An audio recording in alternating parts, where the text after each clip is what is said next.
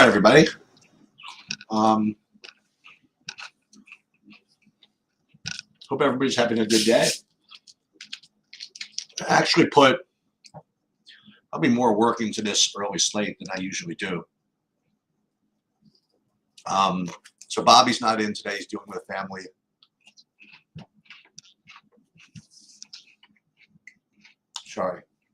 issue that hopefully gets resolved sooner than later. I will do my best to pick up the load, so to speak. And just a little bit of announcement for the evening slate. Rhodey is going to be going live at about 6 o'clock or so. So he's going to be covering that for everybody.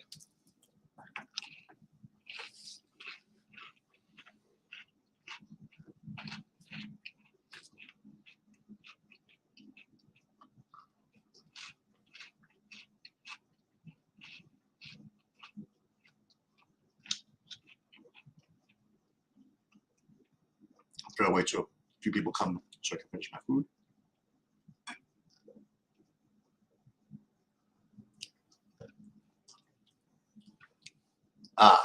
Nothing really great, actually. What's up, John? So I'm going to handle DraftKings first because that's what I'm played, and I spent a little more time on. There's one pitcher who has really confused me with this slate.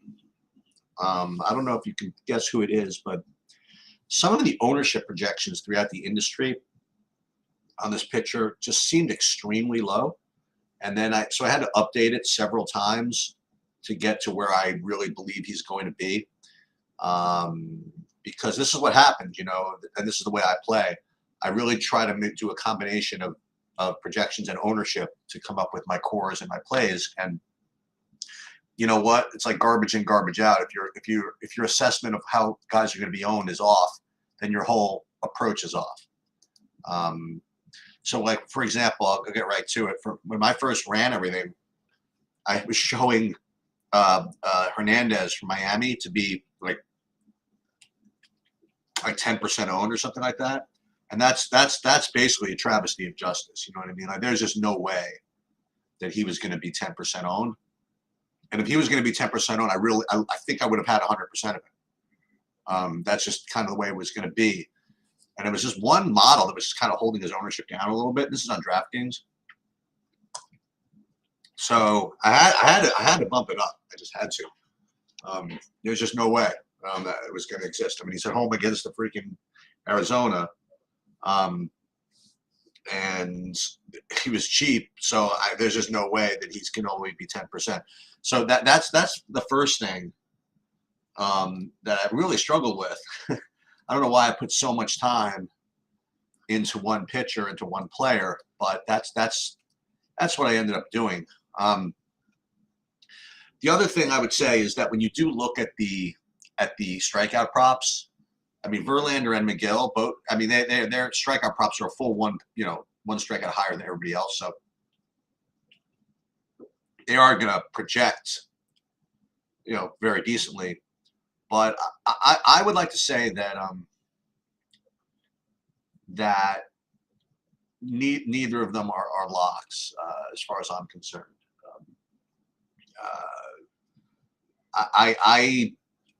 And again, this is just the way I look at my projections, the way I analyze this stuff. I think that with Verlander at 50% and McGill at 40%, for example, I think they could be faded, and I also think that they could be stacked against. Bobby's not here to yell at me, so you're getting my full opinion here. I do. I really think that's I think that there's options at pitching besides these two guys that make it possible to fade them if you want to. And as usual, if you were going to play them, then you can, then you certainly don't want to play the chalkier stacks. That's my overall view of these things. And to get into it here, um, just looking at pitchers, I do have Verlander as kind of the top guy, but I really honestly have McGill no better than Hernandez. I mean, given the price or anything like that. And so if Hernandez, I manually put him up to 25% ownership. I just did. I'm just telling you that if I ran my models normally, he would show up like 10 or 15, but I just don't see it. So I jammed him up to 25% ownership just to give you guys an opinion of what I thought he should be. So otherwise, I'm telling you, I would have ended up with 100% of it, which would have been okay, but that's just kind of where I'm at. The other guy who I'm actually getting, I mean, showing really just a little bit over-owned as far as I'm concerned, is Wainwright. So I'm getting like 25 to 30% ownership projections on him, and that to me is kind of a fade. If you want to know the truth, I don't like that. What I would be more inclined to do if you wanted to play different pitchers, which I kind of want to do, is I like Hernandez, but I like Ian Anderson. That I think is kind of I think that's okay. And as you know, what else? If you want a really low own punt, I like Chris Bubick from Kansas City. So that's you want transparency. That's what you're getting from me. Listen, gun to my head again. Who's going to score the most fantasy points? Verlander. Gun to my head. Who's going to score the second most fantasy points? McGill. But given everything else and ownership and things like that, I don't think you need to play both of them. I think you're getting too much ownership by doing that. Considering that the hitting there's no lock hitting environment. I also want to talk about SaberSim for just a minute. It's real. I just find the results and the different builds are really interesting. Because sometimes, as I mentioned, if you run my projections through SaberSim and you just run it as with the stock settings, you'll get all kinds of wild leverage. You'll get like whoever the highest owned pitcher is, you'll get like 100% of the hitting against them or something like that. And just when you think that you could predict what they're going to do, yesterday, as you will recall, when I did all these builds for the main slate, it was getting like 100% Washington, right? Even when I jammed in as much ownership fade as possible, I was getting like 93% Washington. And of course, you don't want to do that. So you kind of like force it down a little bit. And then next thing you know, it's 9-0 Washington. Now, again, that doesn't mean SaberSim predicted that. I'm just saying that don't begin to think that you know what's going to happen when you put these projections into these builds. I mean, yesterday was a day where you literally could have used the true DFS projections, put it into SaberSim, ran lineups, and made a fortune. Okay, that's not going to happen every night, and I did not take advantage of it myself.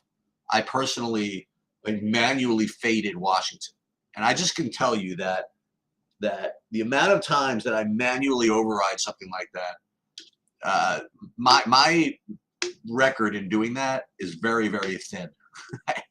I usually find I would have done better just leaving it alone. That's my comment on that.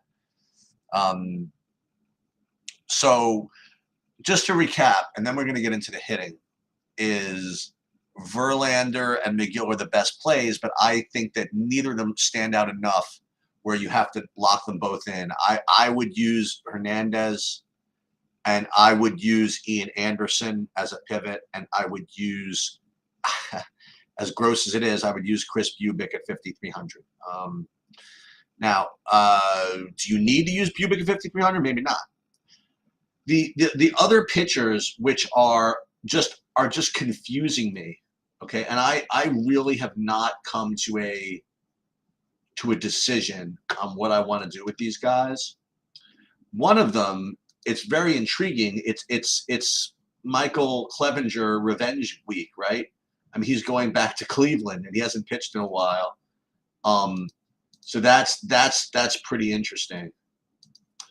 The other thing that we have to look at, again, before we get into the hitting, I do want to take a quick look at the weather.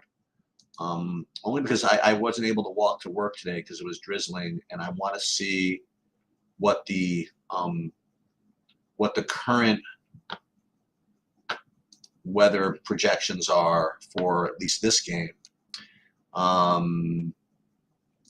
Looks like scattered showers. Looks like there's enough to play through. Okay. So I'm not too worried about that.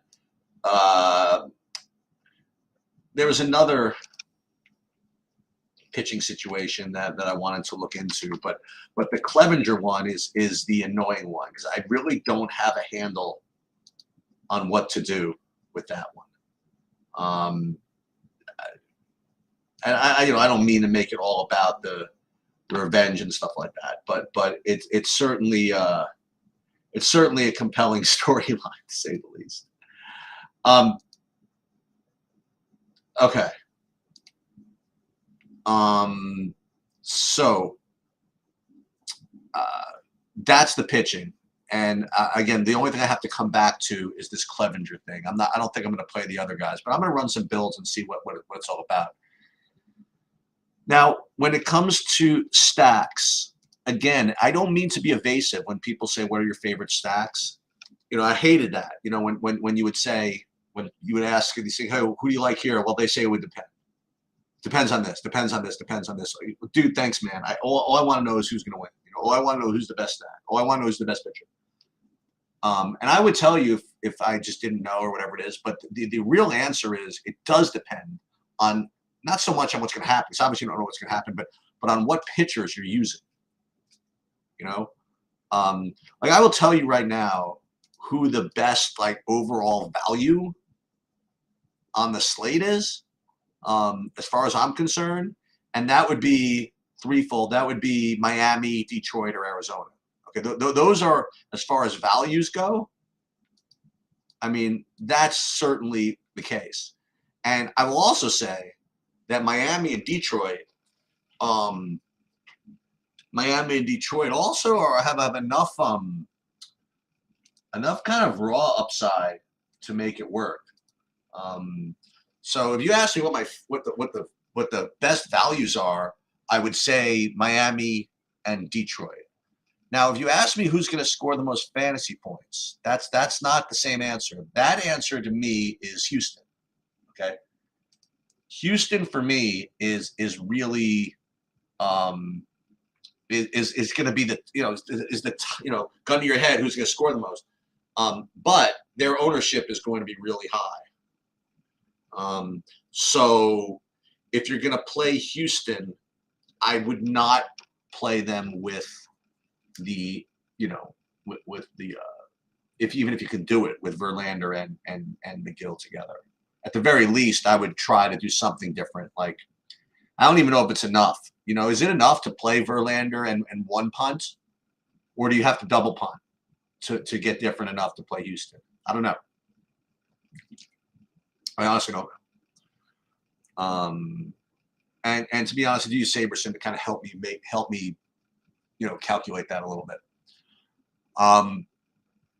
The other question, the other thing to analyze is, okay, so you tell me the top values are Miami, Detroit, and the top overall, gun to your head stack, who's going to score the most is Houston. There's another one which is interesting. Another team that has some not quite as good value. Well, two of them. One of them is Arizona, and the other one is Atlanta. Okay, so hear me out here.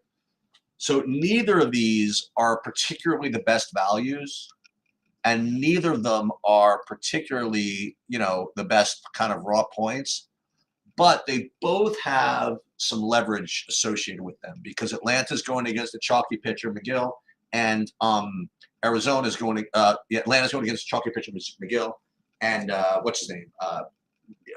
The other team I said is going against Arizona's going against chalky Hernandez. So even though those teams do not rate as high as the others, you get extra leverage by playing those guys. So I think that both those teams are really interesting. And the other one, I mean, as long as we're going to talk about the idea of leverage, I mean, you do have to think about whether you want to play Seattle or not, right? You have Verlander, who's is he Verlander? He's one of the best starting right-handers of all time, I guess, and certainly one of the great fantasy pitchers of all time. And he's going to be the most popular alongside of McGill. And if I'm going to make a case for playing Atlanta, why wouldn't I make a case for playing Seattle? Verlander is great, but you know what? He can give up power. He can give up 3 home runs. I mean, it's very possible. So I definitely feel as though that's something you have to consider. And I will tell you this: when you run the SaberSim builds today, they are politely begging you to jam Seattle.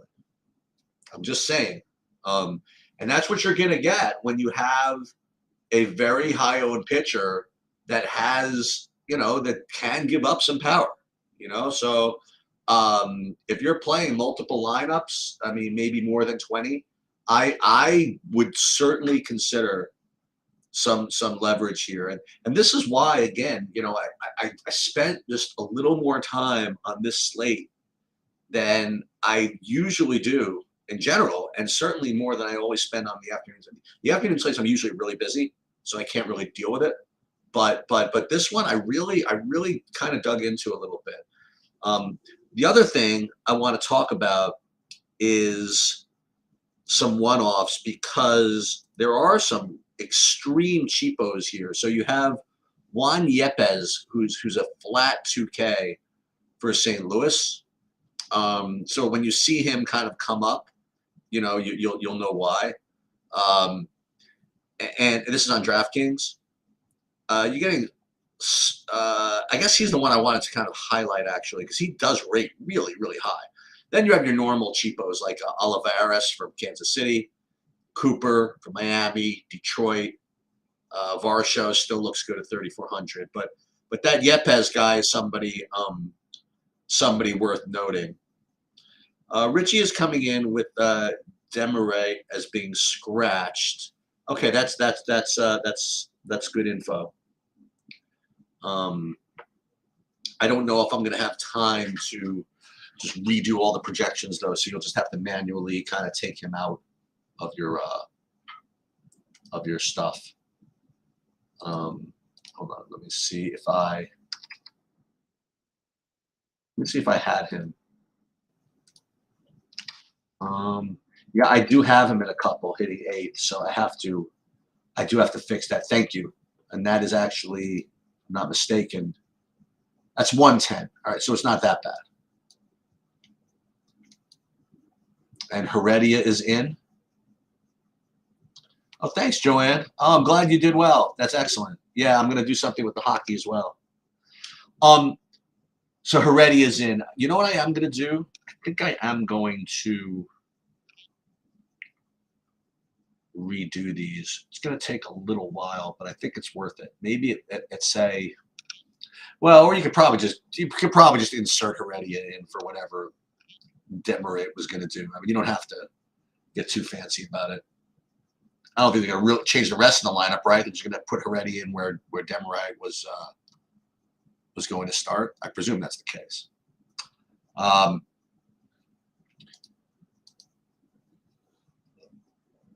So that's the one thing you have to do is you have to insert Heredia in for Demaray if you do get to some Demaray, I think. So let me, for example, let me do this live. Let me share my screen. Share screen. And what I'm going to do is I'm going to do just to kind of show you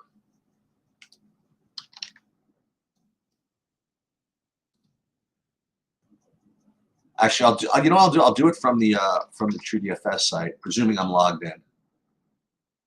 I'm logged in. I can't deal with the double two-factor authentication right now. They killed me. Yeah, the admin people. I mean, I love Mark and all them, but they like, Eric, you got to do two-factor authentication. Now I can't log in. Yeah. Okay. Upload. So were you going to use the True DFS projections? That's what we're selecting. And let's build 30 lineups given the default sliders.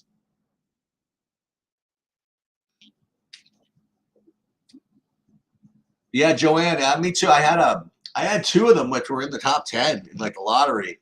I needed like a little more juice. I need like one more kind of garbage goal out of Colorado to kind of get there. But yeah, that's good. Over 180. That was really good. Okay.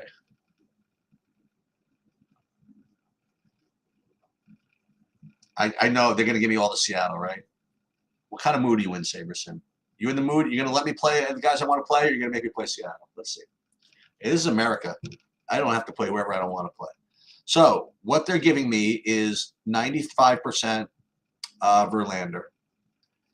And then we'll get to the teams in a minute. They really want me to jam this stuff in. Okay, interesting. They want me to have 90% Verlander, 90% Miguel. So just go, shows to go you, right? I spent the first 15 minutes explaining why I don't want to play them both. And even when I put some ownership fade in here, using my own projections, SaberSim builds want me to play almost all of them. So hey, this is the struggle, isn't it? All right, Rich, I'll deal with that kind of one-off question in a minute. Let's take a look and see what kind of teams we get. Okay, so all right, so this will at least make sense. So if in fact it's going to make me jam this stuff in, it's going to be because I'm also getting just a carload of Pittsburgh, which is extraordinarily uncomfortable, right? So you're not getting any of even the good-looking Miami stuff. Not to mention, I mean, you can't get Houston in that. But if you play both now, see, this is what I'll accept. I'll accept playing Verlander, McGill, if these are the types of stacks I'll get. Pitt, Arizona, KC, stuff like that, and that makes sense. So San Diego, I'm not getting too much of, but let me see if I can make a case for it. And now what I also do is I look at the 5-man stacks that they're giving me, and of the 5-man stacks, like Pittsburgh is just loaded here. So when people ask, like, what's your favorite stack? Well, let's see. What's my favorite stack when I'm playing McGill and Verlander? That's a different question, right? Probably Pittsburgh. But let's just say, let's for example, let's go back here, and let's say I was going to X out, let's just say Verlander. I wonder what I would get. X out Verlander, and if I X'd out Verlander, now you get all. That's right. Here comes all the Seattle. Right? You X out Verlander, and it kind of makes sense. Like if Verlander doesn't have a good enough game, it's probably because Seattle got to him. So, okay, so that's one thing you can do. The next thing you can do is, let's say, okay, you didn't want to X out Verlander. Let's say you wanted to X out McGill. So if you X out McGill, then what does your stacks look like? If at all, does that change at all? No, as a matter of fact. Like right now, it's still going to give you a bunch of Pittsburgh. So that's, take that for what it's worth.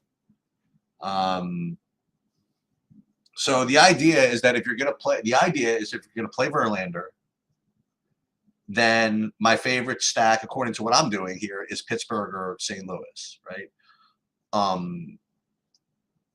And they still want you to play a little bit of Seattle.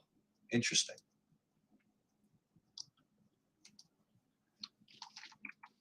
Let's put it back in. Right now, John, you're building Linus and Saberson right now. I manually adjust my max. What would you typically bump them down to? Well, you're okay. I usually don't adjust my max like that. As I mentioned before, I'll usually just roll with it. Again, but that's me. If you don't have that type of risk tolerance, then you could do that. So the question of but keep something in mind, all right? If you adjust your Verlander McGill exposure downward, right? What does that mean? What that means then is that you are then going to be, you know, then your hitting looks a little bit different too, right? Yeah. So Richie, that's the point. I think I don't know what terrible means against lefties or whatever it is. And yeah, I mean the Diamondbacks are rolling them all out there, and that's why Arizona is showing up as a very, very strong stack. Okay, and as you see, that's what I did before. Like my initial builds before I did anything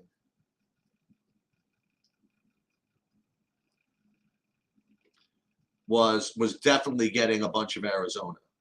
So I agree with you. I think that and that's what I talked about, before we started doing the SaberSim builds, is that while Arizona doesn't raise the best value or the top upside or anything, I think when you factor in the leverage, I regard Arizona as very similar to the Braves. The one thing that you have to be careful of, Richie, and this applies to both. I mean, this applies to everything. This applies to all DFS. I mean, in everything in life, really. But be careful about double counting things. So what does that mean? So what we're doing is I'm inputting projections into SaberSim, or I'm inputting projections into my sheets, or I'm just staring at them and I'm looking at the numbers and I'm ranking them by a certain metric, right? If I like Arizona based on that, I don't want to then say, not only do I like Arizona based on this, but you know what? Hernandez is bad against lefties, and I'm rolling out 9. Because what that means is that that's already been accounted for in the projections. One of the reasons why they look, not bad is because Hernandez might not be great against lefties, or because Arizona is rolling out 9 lefties. So just be careful, and it's a common thing to do. Like if I'll say, boy, I like Verlander and McGill, and you know what else? You know what else? They have the highest strikeout K prop on the slate. Well, that's why that they're projecting so well, is because they have the highest whatever you call it K prop on the slate. So and I see this all the time. They say, well, Miami looks really, really good, and you know what? They're not only that, but they're in a good park today. Okay, you said the same thing twice, and when you say the same thing twice, you run the risk of counting it twice in your head, and that's just make sure that you don't do that. Okay, if you want to make adjustments. Or if you want to, and this is why it's really funny how we talk about, narratives and things like that. One of the things that is good about talking about narratives is I know I'm not double counting. Like if I say, Clevenger looks really good, and by the way, it's revenge against Cleveland. I know that whatever that is not priced in. Whether it exists or not is another question. Whether it has any value at all is another question. But I promise you that it's not already in the price. So I think that's a very important point. Okay, so what am I actually going to do now that I've went through this? The first thing I want to do is I just want to check this Clevenger business and see if I can't get a little bit of a tighter projection on Clevenger. Ooh, I think I might be able to get it. Let's see. Yep, I'm going to be able to get one. Okay.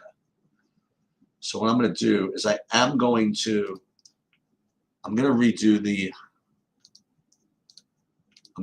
the projections here. I think it is worth it to do that. So if this is not the greatest content in the world while I do this, I apologize, but I think it is worth me doing that, even if I'm doing it live in here and you don't even know what I'm doing. So it's not going to take that long. I'm going to do it for both. I'm doing it for both sites, and then I am going to talk about FanDuel. Sorry, I'm going to do that right now. Well, not right now, but after I do this. We're going to do this, then we're going to rerun it, we're going to post it, and then we're going to see what it looks like. That's okay. And also, unfortunately, when I'm doing this, I can't see the chat. But it's not going to take me, as I said, that long, maybe one more minute.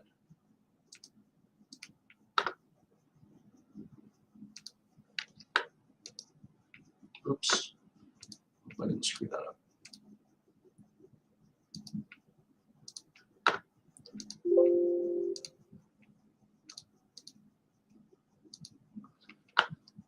Okay. One sec.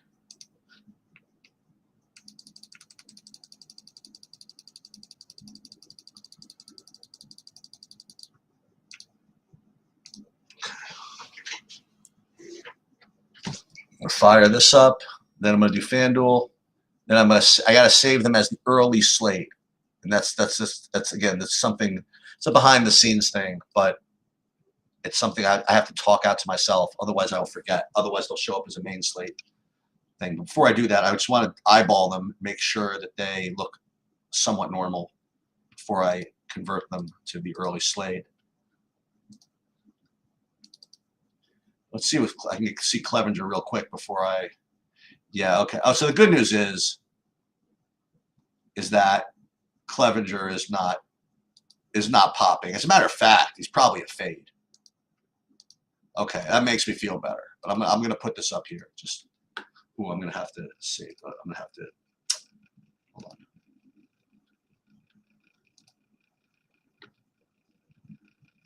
on. Okay, 1 second.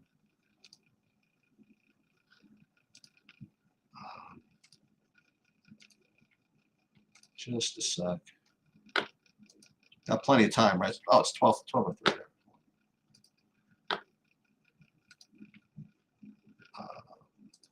Okay. But I'm sorry, I just didn't think, I thought that was worth doing. And it was actually.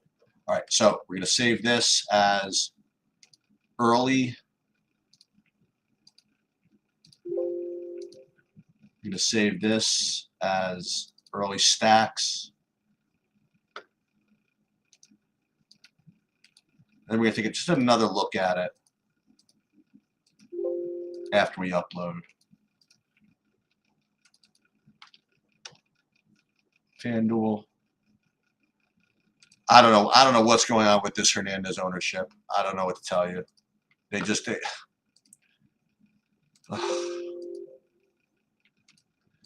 That's the only problem, is the ownership on Hernandez is going to be off. It just is. I don't know what people are doing over here, but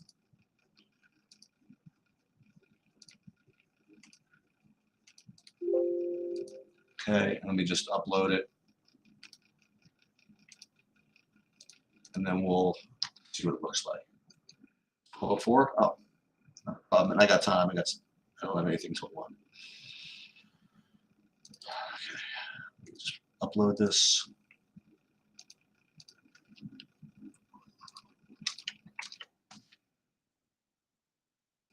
And done. Okay, so now let's take a look again at what all this looks like given those new numbers with Clevenger. See if it makes a difference. Okay, so actually, let's not do this one. Let's pull up the early one. I almost did it again.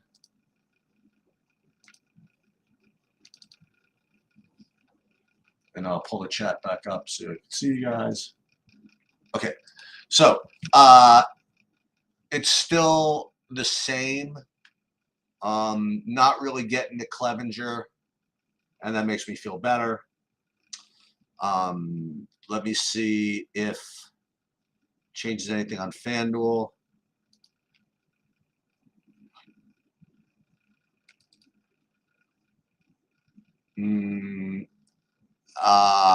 Again, these ownerships are just nutso.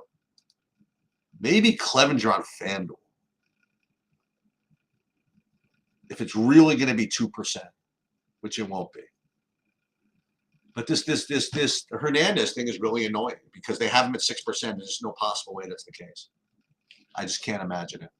But hey, that's who I would play, by the way, on FanDuel. If I was playing, I'd probably play Hernandez. Anyway, let me take one more look at the stacks. And it's weird to see if anything changed just because of Clevenger's projection, which I doubt.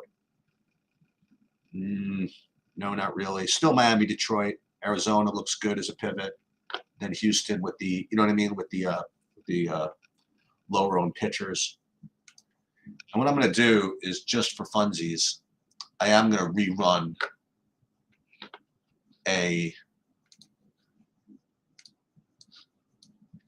new. I can't yet actually, because it takes 10 minutes to update this on TrueDFS, right? Is that true? I think that's the case. Let me just see. Like for example, if I click on Clevenger, yeah, I mean it's not even giving me a projection yet. All right, so I got to do it the long way. You guys will be able to do it when it shows up. But the long way is not that hard. Like what you could do, I mean, if you want to do this, let's just say that you're in a situation where you're waiting for projections to update into the SaberSim, but you still want to do it. What you do is you go to the main place, which would be here, and these update immediately. Like once I put this up, this automatically comes up, and you'll see 1204, like it was right up there, and you'll see the Clevenger projection in there. So what you could do is you could just you create the CSV file right here, and then you can go back into the SaberSim piece and upload this and upload what you just saved. And what that'll do is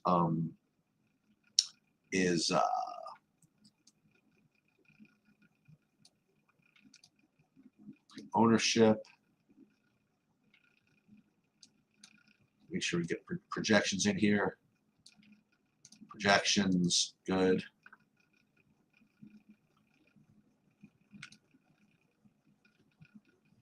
And then it'll replace, I think. Yep. And then it'll replace with what you want. So let's do it again. Let's 30 lineups, same thing. Let's see what we come up with. And this is making no adjustments.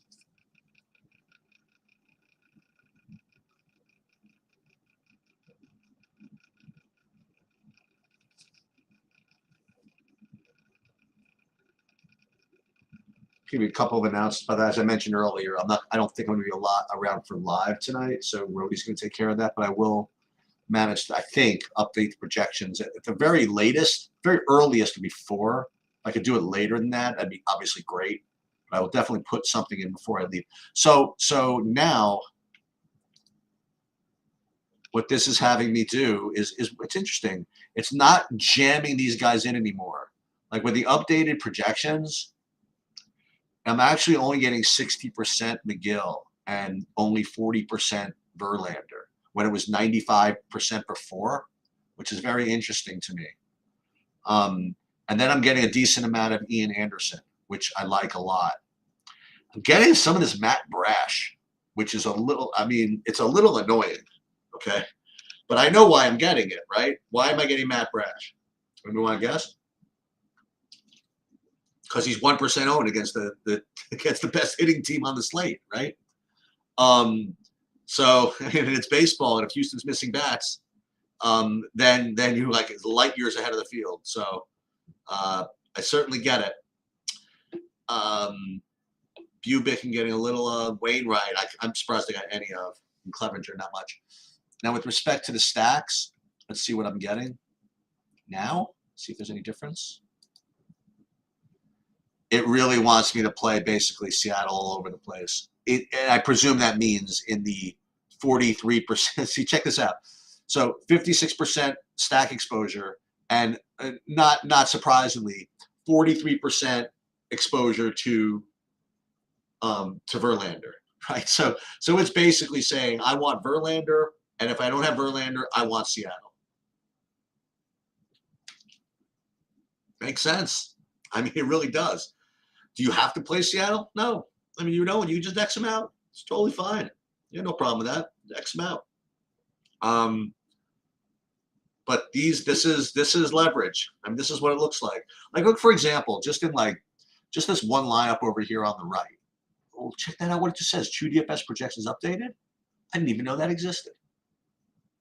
How good is that? Here, I mean, you get McGill, no Verlander, and you get Bubic with the old Seattle stack with some Pittsburghs and Mets one-offs. You know, this is where everything's under 2% owned pretty much. And this is really the way you win the lottery. I mean, honestly.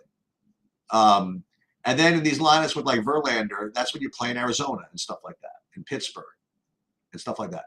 So you know, like I said, I mean, this really depends on what types of lineups you're playing. You know, what types of not lineups, what types of tournaments that you're entering.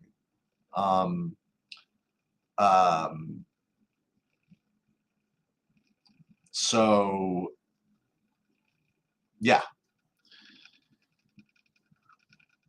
And what am I actually going to do?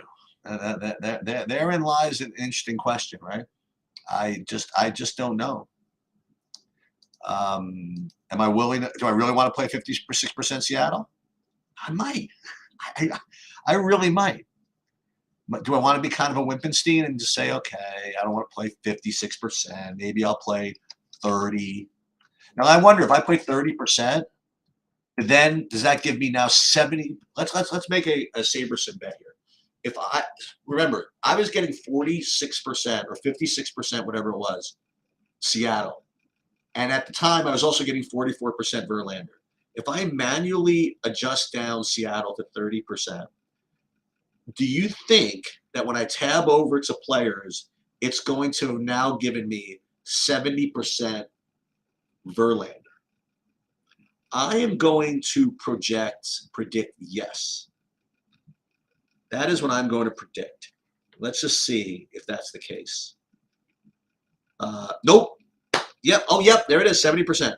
Yep. So that is the lesson here, right? Is that you want to play Verlander, but if you don't, you should probably play Seattle, and that makes sense. So when I did that build, if I didn't want to get as risky with Seattle, now I'm 70% Verlander, 70% McGill. Okay. And quite honestly, this looks like a more reasonable, approach. Okay. But reasonable is relative. You know what I mean? Is it reasonable to reduce risk for the sake of reducing risk? You know what I mean? Remember, whenever you reduce risk, you reduce reward. That's just the way life and investing works. It's just the way it is. Whenever you reduce risk, you by definition reduce the upside of reward. Otherwise, if that weren't the case, then there was a problem with the optimal.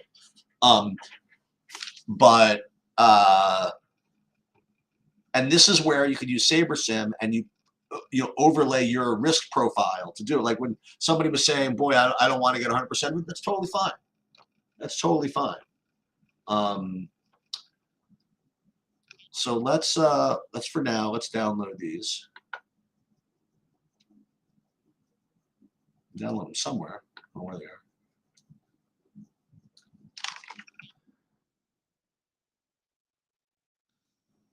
And this is hey, and you guys, a lot of you guys saying, well, why don't you talk less about plays and talk about your process? This is legitimately as close as I can get to go through exactly. I mean, this is as process as you can get. I mean, really, that's pretty much it. Um, and so, like for now, I mean, so let's just say what I would do. Okay, so if I put some lineups in here, this is the lottery, and then 3 lineups are in this 55. So I'll put this in here. And then what I'll do is I will put the highest Saber score rank lineup into the big one, and then I'll just go in and just be. You guys want to know what I do, right? Just because it's the big one, I'm going to go in and manually make sure that this is what I want to do.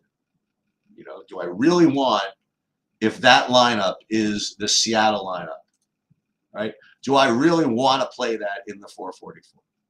I mean, look, the reality is you probably do, right? And you shouldn't worry about it, right? But everybody, everybody's got a risk tolerance. Hey, I just want to let you guys know. For those of you, there were a couple of you who were asking me about Cleveland being a possible hoodoo stack.